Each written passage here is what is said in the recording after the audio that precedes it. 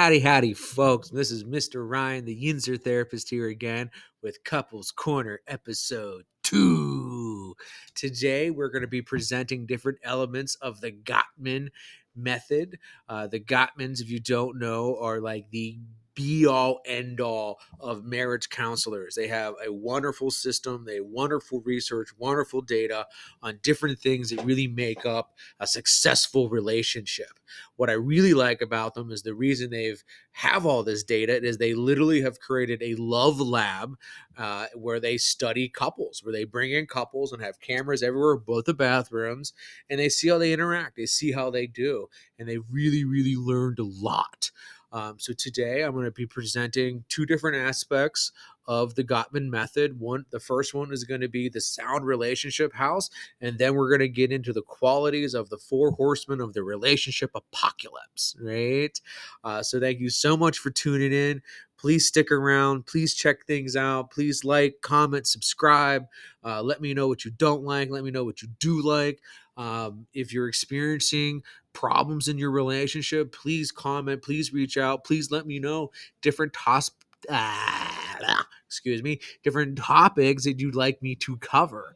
I'm really trying to present good information on what it takes to make a relationship work, because it sure as hell is not an easy thing, especially in today's world, right? It is definitely very much a major challenge, right? So please stick around, tune in, let's get after it, and let's see if we can learn some cool things about what it means to have a strong relationship. Okay, folks, so let's get right into it. Let's look at this idea of the sound relationship house. So what we're gonna do here now is, because I'm still working on the video editing and all of that, is you'll see it on your screen. I will overlay it over this video, but while I'm talking to you, I will be looking over here at where I have it on a different screen. So if you see my eyes go this direction, that's because I'm looking at the sound relationship diagram on this screen over here, but you will have it at times up on this screen, so we can really see what it's after. Okay, so the Gottmans have developed this idea of the sound relationship house, which has two walls, right? They are trust and commitment, right? The idea is that no relationship can survive or make it without trust and commitment, right? And if trust or commitment are weak or struggle or a problem, the rest of the house can really struggle, right? So the trust and commitment factors are really crucial for a strong relationship, right? And then as if you look at the layers of the house, you start from the ground up, as you would when you build a house, right? And the bottom is building your love maps, right? Having the different ideas of what it means and different beliefs and ideas of who you are as a person. Different beliefs of whether we want to have children, whether we enjoy being outdoors and woodsy, are we more beach people, right? Are we gonna shop at Aldi's or Giant Eagle, right? Kind of sharing those different things.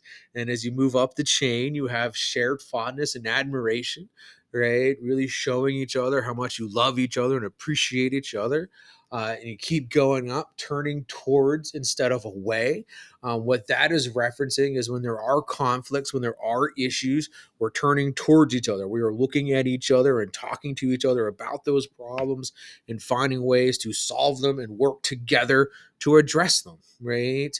One of the ways they phrase it in some of the literature is you want to have open windows and open doors with your partner, not people outside of your marriage, right? It's okay to have supportive friends and supportive family. It's okay to talk to them when things are getting stressful, but you want to be careful.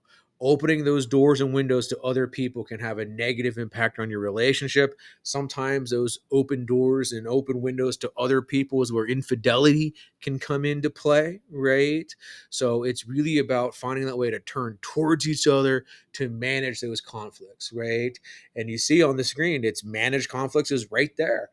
You have to accept your partner's influence, dialogue about your problems, and really work on your self-soothing, really working on those coping skills, right? It's an important part of it. And then as you work up, then you're making life dreams come true, and then you're creating that shared meeting at the very top. right? This is a diagram that I show clients very early on in couples work to really help demonstrate where we're at, where our weaknesses are, what areas and domains do we have to work on, right? So, looking at that diagram, looking at your own relationship, do you see gaps? Do you see areas that you could improve upon? Are there areas that you need to talk more about or address, right? Is there things you need to turn towards each other and figure out? Do you have that strong foundation walls, right? Do you have strong trust and commitment? Because without those two pillars, that inside of the house isn't ever going to be built, right? If you don't have trust and commitment, it's really hard to turn towards each other and trust each other to work on these problems. If you don't have commitment, it's really hard to feel that it's worth it, right? And it's worth putting forth the effort. It's worth putting forth the energy and the time and the effort and the existence and all of that of making it work and finding your way through the problem, right? Relationships are certainly not easy, especially in today's world with all the stressors that we have.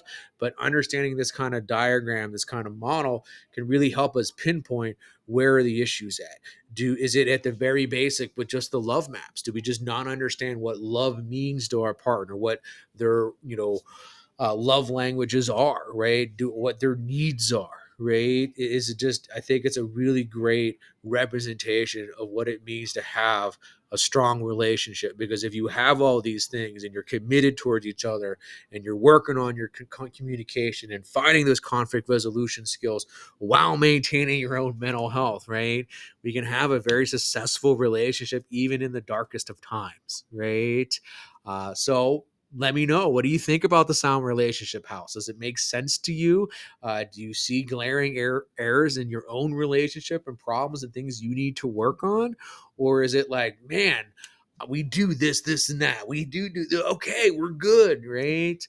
Please comment below and let me know what you think. Let me know what your relationship looks like and maybe some of those areas that you might need to work on. Well, I sure hope you found that very informative. I've loved working with the Sound Relationship House. And before we get on to the four horsemen of the relationship apocalypse, I'm going to have to do something I'm not very comfortable with, and that is promote my own crap. I just want to take a moment, if you stuck with me this far, to remind everybody that I am hosting my own very first online workshop Thursdays, August 29th at 7 p.m. on Zoom. It is entitled Time to Talk Trauma. Well, we will go over different various aspects of trauma, different signs, kind of talk about how trauma is formed, the kind of ripple effects it can cause in our lives.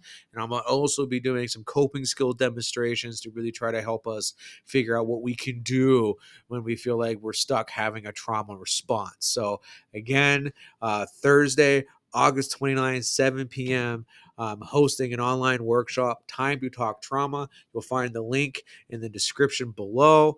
I hope to see you guys there. Don't forget to like, share, and subscribe. I'm really trying to grow this audience and get all this good mental health stuff out there to the world. So thank you for tuning in this far. And up next is Four Horsemen of the Relationship Apocalypse. Well, thank you so much for sticking with me. Now, let's talk about the four horsemen of the relationship apocalypse. Okay. These are major qualities of a relationship. It's really an issue when they're constantly present in our life. I do think, unfortunately, at times with life stressors, they're going to appear from time to time. It's really a consistent presence that is a problem, right? So, let's take a look at the list. We're going to pop it on the screen here for you guys. I'm going to be looking over here while I record this. You can see on the left the four aspects of the four horsemen apocalypse: criticism, defensiveness, contempt, and stonewalling. Right. And you can see their antidote there on the right.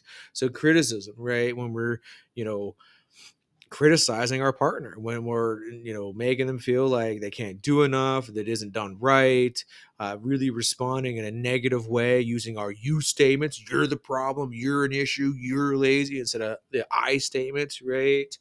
Defensiveness is typically when our partner presents an issue, something that's bothering them, and we decide that we don't want to own it, we don't want to believe that that's true.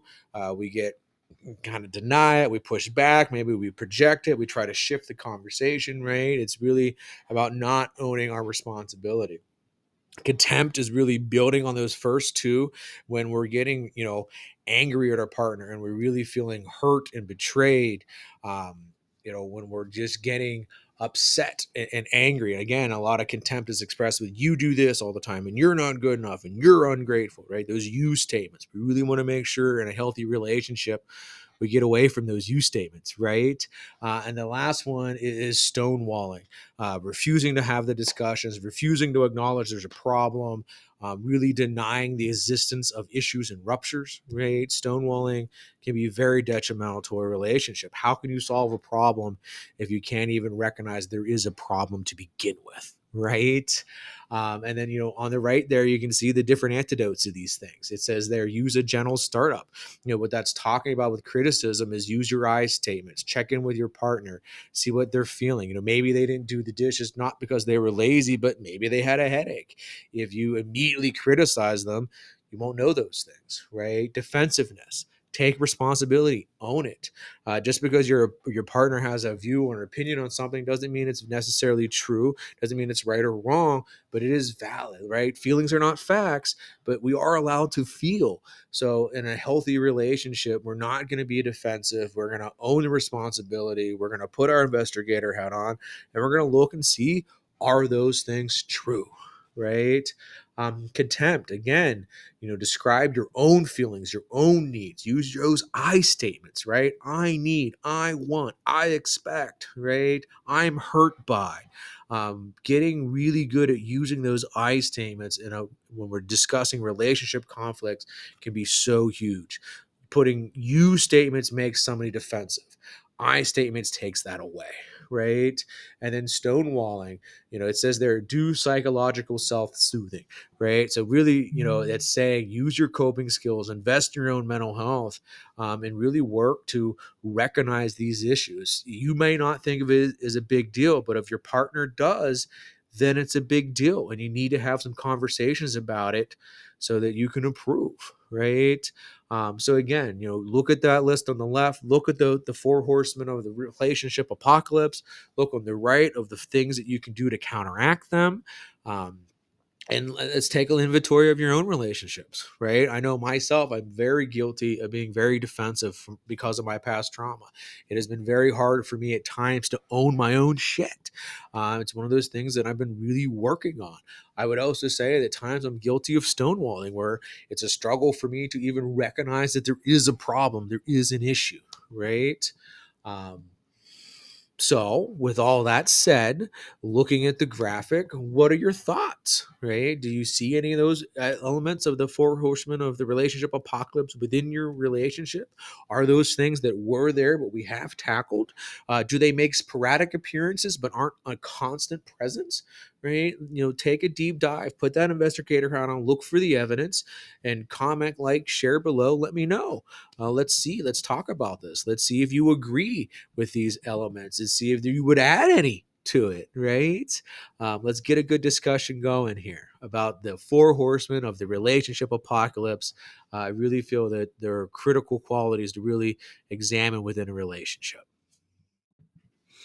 Well, folks, we're nearing the end of this episode of Couples Corner. I hope you've enjoyed yourself today and learned a lot of things about the different qualities of a relationship. I know I've had a lot of fun teaching it to you. Please don't forget to like, comment, subscribe. Really trying to grow this audience to keep getting this good mental health stuff out there, because we need more mental health support than ever. So, in order to close out this episode of the Couples Corner, I'm going to go back to my lovely love map exercise cards and my open-ended question cards. I'm going to pull one from each deck. We're going to answer the questions, challenge you to answer the questions in the comments below, and see what we can learn about ourselves and learn about our relationships. Okay, so here we go. Let's pick a love maps card. Spreading them out. Hopefully I don't pick the one we got last time. This is a tough one. What was your partner's most embarrassing moment, right? What was one of the things that they really, really struggle with? Um, I would say My partner's most embarrassing moment, and it might not be quite embarrassing, is really struggling with having given up her life to be a mom. She loves being a mom. She's happy being a mom. But as our kids are getting older now, she's really recognizing everything she's struggled with, everything that she's sacrificed, everything that she's given up. Right. And again, I don't think this is really an embarrassing one. I'm not really sure what she's embarrassed by or of in terms of events, but I know, her finding her way back to being her own being and not just being mom is one of the things that she struggles with the most. And that's a tough thing for moms, right? There's a lot of responsibility on their shoulders, a lot of things that they're expected to do and manage and take care of. It's easy for them to lose themselves, lose their identity. And she would never ever trade anything in the world of not being a mom. She loves her kids, but I know it's something that she definitely struggles with. And now that our kids are getting older, it's finally something that we're able to address. So, what would be your partner's most embarrassing moment? Please comment below. Okay. Now, time for an open ended question. Let's see what we get here. And remember, these are great. This is a great card deck from the Gottman Institute. It can really be a fun game in a way for partners to learn more about themselves and try to see if there's a difference in beliefs and ideology that are really stemming and contributing to some of the problems we have. Oh, that is the instruction card. That is not going to help us here. All right, let's try that again. Um, what are some of your life dreams now? Right. This is a great card because if our dreams, if the things that we want to accomplish aren't in line with each other, aren't congruent, that can cause a lot of problems in a relationship. If you know your partner has a certain dream that doesn't mix well with you, well, then we can set that as a problem and an issue. We might be able to identify or modify things, right? So, what are some of my life dreams right now? I'd say a big one is to have this channel and this kind of content take off so I can live more financially independent and really be able to provide the things I want for my wife. I want to be able to make enough money that she's able to do whatever the hell that is that she wants to do. She has sacrificed an amazing amount being a mom to our wonderful children, and it is time that she gets to put her dreams and her wants and her needs and all that first. So my dream is to be successful doing this kind of stuff and creating this kind of wonderful mental health content, so that good things can happen and she can achieve her dreams and her wants. So, like I said, we're just going to pick one from each for today. If you guys like these things, we can keep picking more as we make future episodes of Couples Corner. But that is going to be it for today. So I can wrap this up and get home to my wife and kids at a good time. Thank you so much for sticking with me, for showing up, for paying attention, for tuning in. I hope you've enjoyed our time together today. Please, please, please like, subscribe, share away. Let people know this goodness is out there. And please comment below. Let me know what I'm doing well, what I'm not doing well, what I can be doing better, topics you want to see me cover, questions you have about relationships, whatever it is. Please, please, please reach out. Let me know. And I'll see you guys again here soon. Peace.